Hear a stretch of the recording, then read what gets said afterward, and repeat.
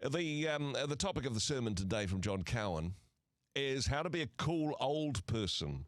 Well, of course, in order to qualify to be a cool old person, firstly, you have to be an old person.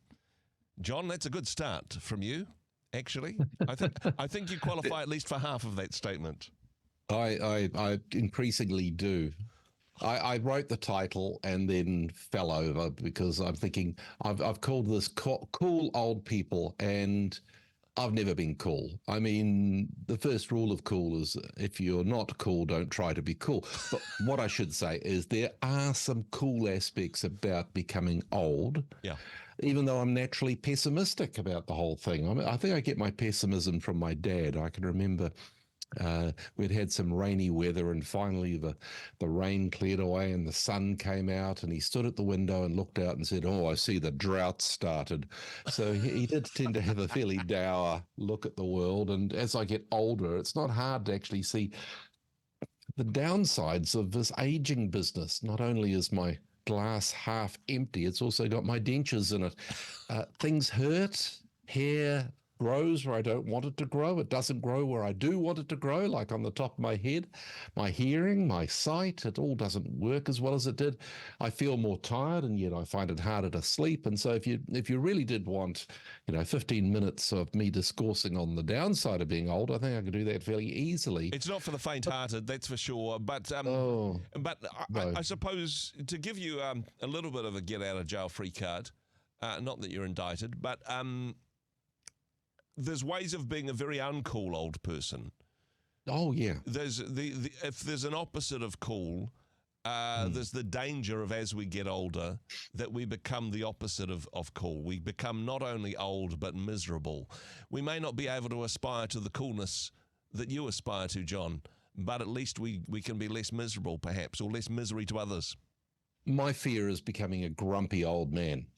And the good news is that that's not necessarily the way it tends to go. I was interviewing a movie director and producer called Ant Timpson, who was afraid of his dad. His dad had the nickname General. Oh. And he was very authoritarian and strict. But as he got older, he got nicer. Mm. And I was reflecting on my dad that I mentioned before.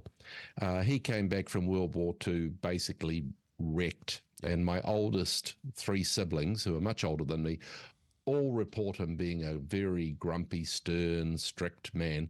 By the time I came along, by some fluke in the night, much, much later than my siblings, he had mellowed out into a gracious old man. My memories of my dad are completely different from the memories of my older siblings.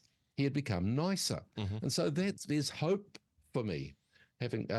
And research tends to show that as people get older, they do become, some of them anyway, become more socially aware. Mm-hmm. They have richer relationships with their family and children.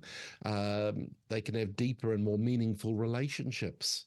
I probably because they're off the rat race. Yeah, they're realizing that they don't have to compete, and there's other things that happen as you get older. One of them is decreasing anxiety. Mm-hmm. Now that's nice. Yeah. I saw this first during the COVID epidemic, where they were polling people and measuring levels of anxiety through lockdown, and everybody was pretty miserable except the older people, who are fine. In fact, 9 out of 10 older people reckon they handle their stress well. Okay.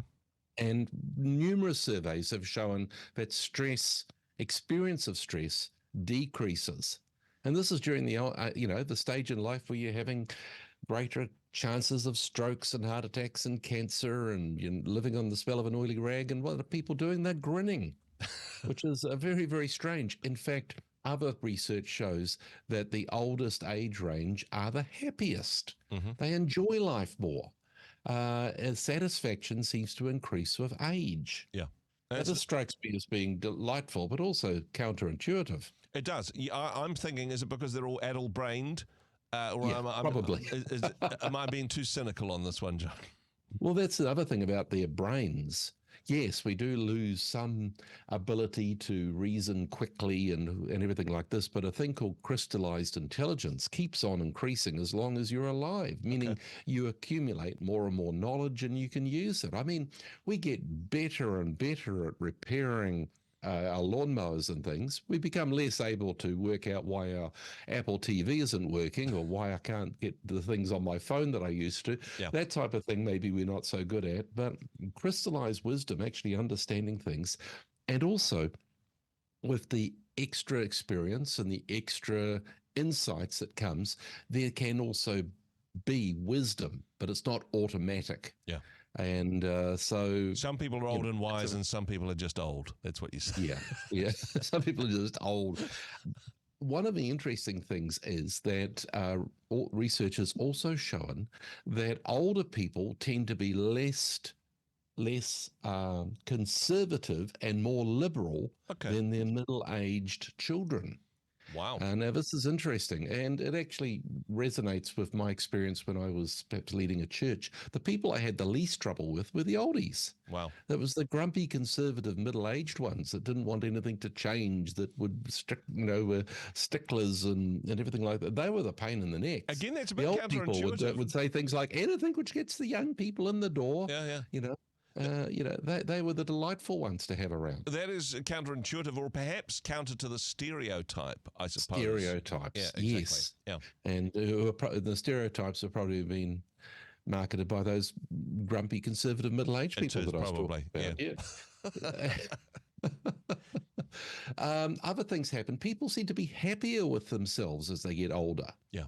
I look in the mirror and I weep a little bit but in actual fact, I think, no, I've managed that trick of getting better and better looking as I get older.